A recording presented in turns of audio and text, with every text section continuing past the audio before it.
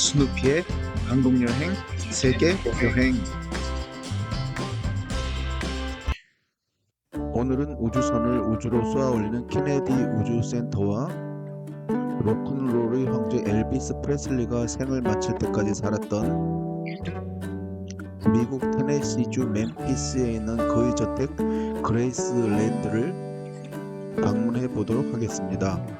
지금의 사진들은 자료 사진들로 미국 플로리다주 케이프 커너버럴에 위치한 케네디 우주센터의 우주선 발사를 위한 통제실 발사대 및 발사장, 그리고 발사 장면 및 발사된 우주선의 궤적을 촬영한 사진들, 우주를 비행하고 있는 우주선과 지상으로 착륙하는 우주선의 모습을 담은 사진들의 장면입니다. 케이프 커네버럴은 미국 플로리다주에 있는 거주로 이곳에 케네디 우주센터가 있습니다. 케이프 커네버럴은 반도 지형이지만 옛날에는 섬 형태였기 때문에 브레바드 메리트 섬으로 부르고 있습니다. 지금 보시는 사진은 올랜도에 있는 디즈니 월드를 구경하고 난 후 차를 몰고 동쪽으로 두어 시간을 조금 더 가면 나오는 케네디 우주센터를 향해 달려갈 때의 차량의 바깥 풍경들 모습입니다. 지금 보시는 장면은 케네디 우주센터에 있는 로켓 정원으로 예전에 우주에 쏘아 올렸던 여러 종류의 우주선의 실물들이 모여있는 공간입니다. 우리가 보는 우주센터는 케네디 우주센터 전체 면적의 9%만 볼 수 있다고 합니다. 이곳에서 1960년대 말 아폴로 우주선부터 최신 우주선 왕복선까지 발사하고 있습니다. 케네디 우주센터를 방문할 때에는 10분마다 출발하는 투어버스를 타고 방문하게 됩니다.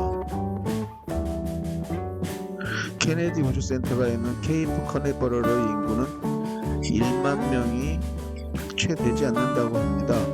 미국 연방정부에서는 케네디 우주센터를 미국 역사 유적지로 지정해 놓았다고 합니다.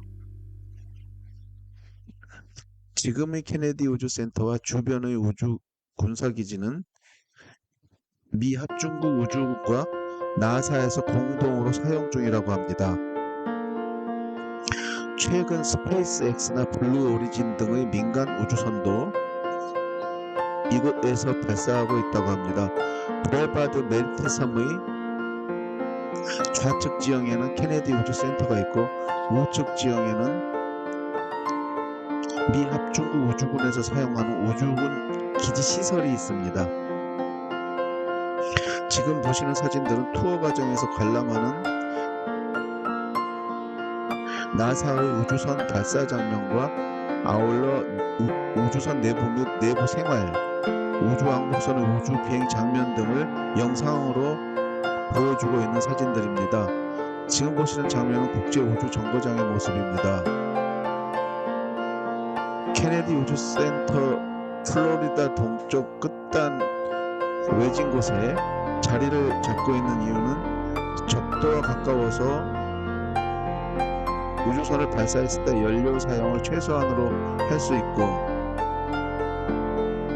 대서양 바다에 접하고 있어서 우주 발사체의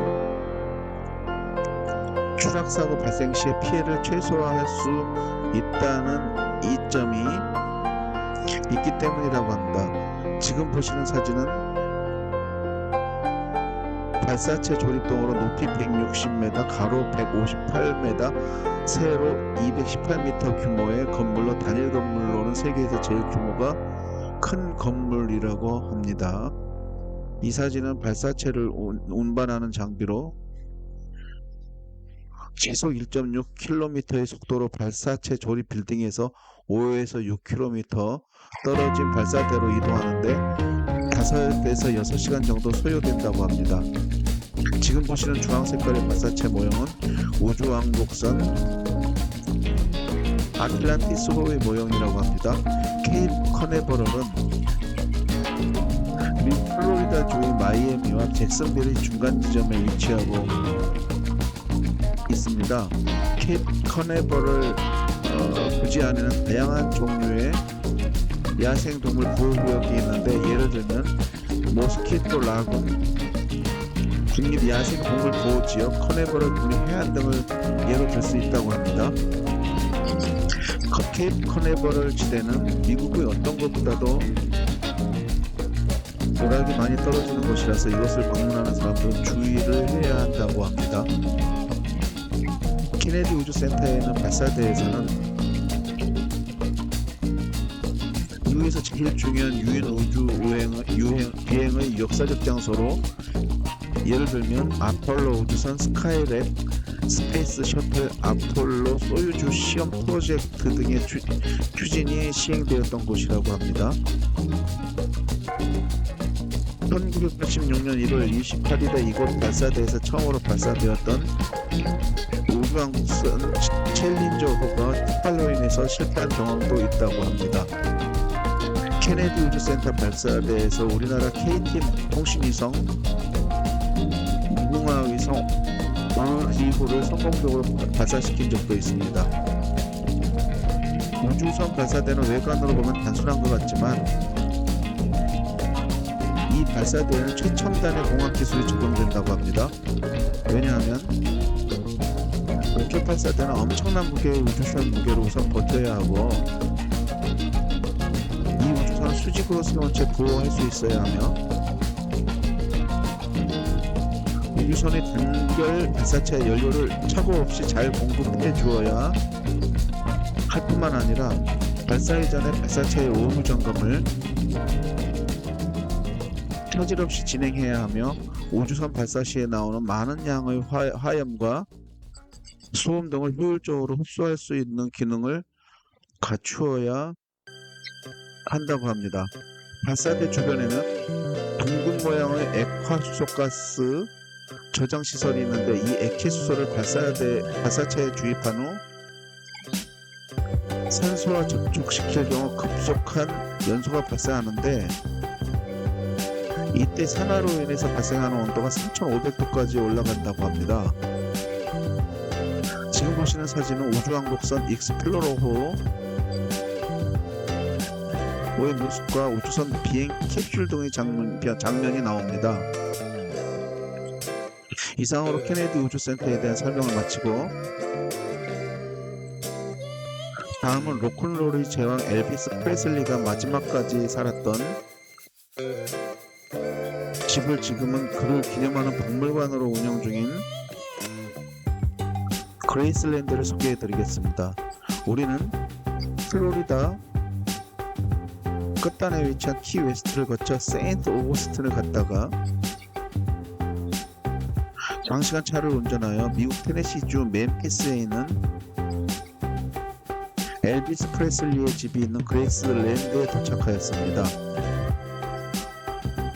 참고로 멤피스라는 지명은 미국 테네시주의 미시시피 강에 면한 도시 또는 이집트 카이로 남쪽 나일강 유역에 있던 고대 이집트 수도를 일컫기도 합니다. 지금 보시는 사진은 엘비스 프레슬리의 아내 프리실라 프레슬리와 그의 딸 리사 마리의 사진입니다. 그레이슬랜드도 미 연방정부에 의해 2006년에 미국 역사 랜드마크로 지정되었다고 합니다. 지금 보시는 사진은 엘비스가 그의 고향 친구들과 함께 즐겼던 당구장의 모습입니다.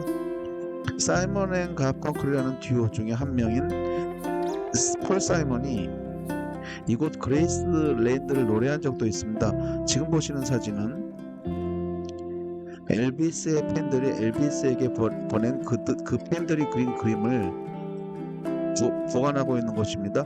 그레이슬랜드라는 명칭은 엘비스가 이 집을 소유하기 전의 소유자인 미술상의 딸의 이름에서 유래되었다고 합니다. 이곳 멤피스 그레이슬랜드에서 차로 2시간 정도 가면 미시시피주 투펠로에 엘비스의 생가가 있는데, 이곳 투펠로는 그의 생가를 빼고는 그다지 볼만한 것이 없어 사람들이 많이 가지는 않는다고 합니다. 지금 보시는 사진은 엘비스 프레슬리가 묻혀있는 그레이슬랜드 안의 그의 묘지의 모습입니다. 다음에 나오는 사진들은 트로피 빌딩 안에 있는 엘비스가 받은 수많은 그가 받은 상들과 트로피들이 있는 곳입니다. 지금 보시는 것은 그가 받은 수많은 골든 디스크와 실버 디스크들의 모습입니다. 엘비스 프레슬리는 우리나라에서는 노래로 잘 알려져 있지만 그는 수많은 영화에 출연하기도 했는데 대다수의 영화가 하이틴 성격의 영화라 가벼운 느낌이 들 수도 있으나 상상외로 많은 영화들이 흥행에 성공했다고 합니다. 조금 전 보신 엘비스가 입었던 의상들은 라켓볼 빌딩 안에 있는 것들입니다. 이상으로 케네디 우주센터와 그레이슬랜드에 대한 소개를 마치겠습니다. 감사합니다.